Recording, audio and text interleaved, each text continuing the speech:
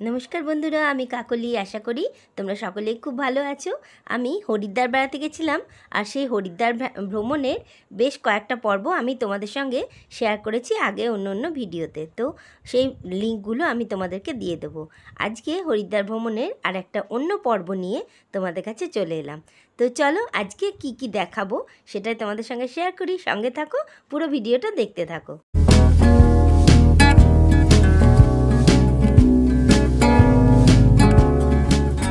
Good morning বন্ধুরা, জয় জগন্নাথ।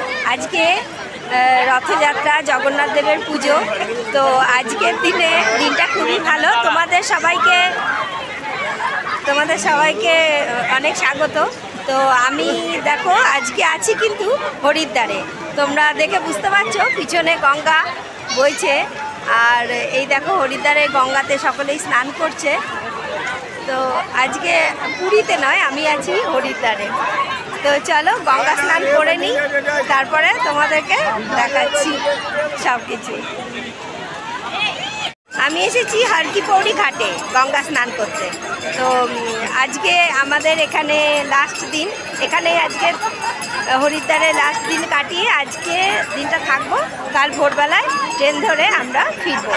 তো চলো তোমাদের সবাইকে দেখিয়ে দিই একবার কীরকম সকালবেলাকার পরিবেশটা। এই সবে 6টা বাজে, কিন্তু এখনও রোদ ওঠেনি। তো চলো দেখাই। হরিদ্বারের হর কি পৌড়ি ঘাটের সকালবেলাকার দৃশ্যটা কিন্তু অতি মনোরম।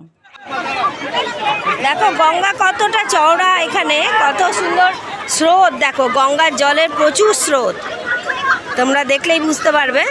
আর এই দেখো গঙ্গা মা আর শিবজি ছবি। ওই দেখো সূর্য একটু একটু করে উঠবো হচ্ছে।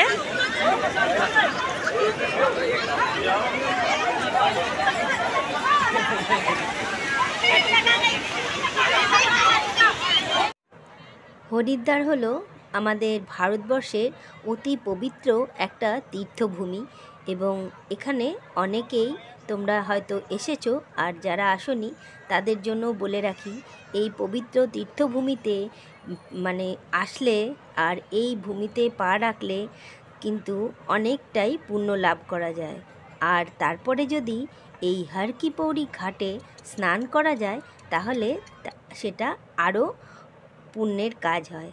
তো আমরাও তার ব্যতিক্রম হয়নি, এই হর কি পৌড়ি ঘাটে একদিন স্নান করতে চলে এসেছিলাম।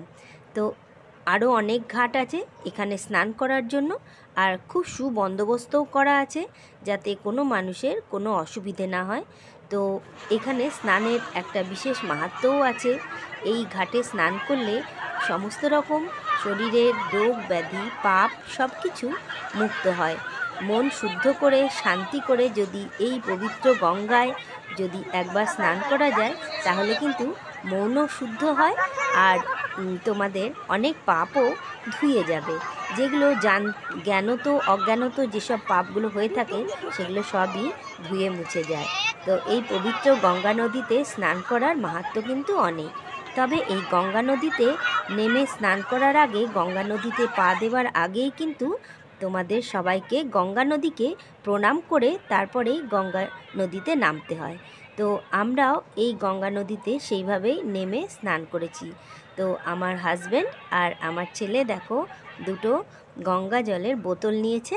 এবার এইগুলোতেই এই পবিত্র গঙ্গা জল ভরে তারপরে এটাই কিন্তু আমরা বাড়িতে নিয়ে এসে অতি পবিত্র একটা স্থানে এটাকে রেখে দিয়েছি। তো এটাই হচ্ছে এই গঙ্গা স্নানের একটা বিশাল মাহাত্ম্য। এবং এই গঙ্গা জল গোটা বাড়িতে সব জায়গায় যদি তোমরা ছিটিয়ে দাও, সত্যি ঘর তোমাদের শুদ্ধ পবিত্র হবে। এবং এই হরিদ্বারের গঙ্গা জল দিয়ে কিন্তু সমস্ত রকম পুজো অর্চনা করা যায়। তো দেখো প্রথমে আমার হাজব্যান্ড আর আমার ছেলে গঙ্গার জল ভরে নিচ্ছে।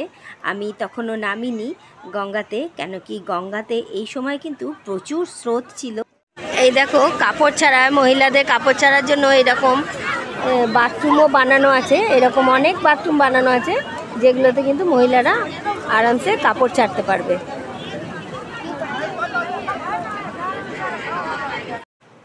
এরপরে আমি গঙ্গাকে প্রণাম করে নেমে পড়লাম গঙ্গা জলে স্নানের উদ্দেশ্যে। তো এখানে আমি নেমে গেলাম, আর আমার ছেলে কিন্তু দেখো তখনও গঙ্গার জল থেকে উঠতেই চাইছে না, তবে জল কিন্তু বেশ ভালোই ঠান্ডা থাকে। তো যাই হোক, আমি আর আমার ছেলে শেষ মুহূর্তে দুজনে আরেকবার স্নান করে নিলাম। তো এবার দেখো আমি গঙ্গায় ডুব দেবো, ডুব দিয়ে স্নান করবো।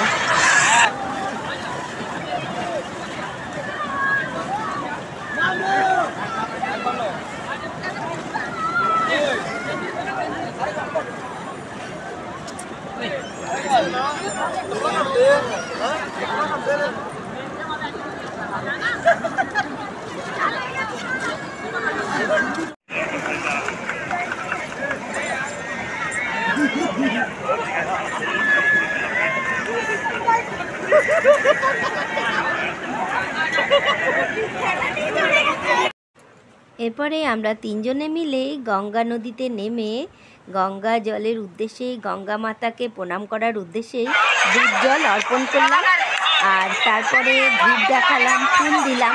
তো যতটুকু পেরেছি ততটুকুই ভিডিও করা হয়েছে।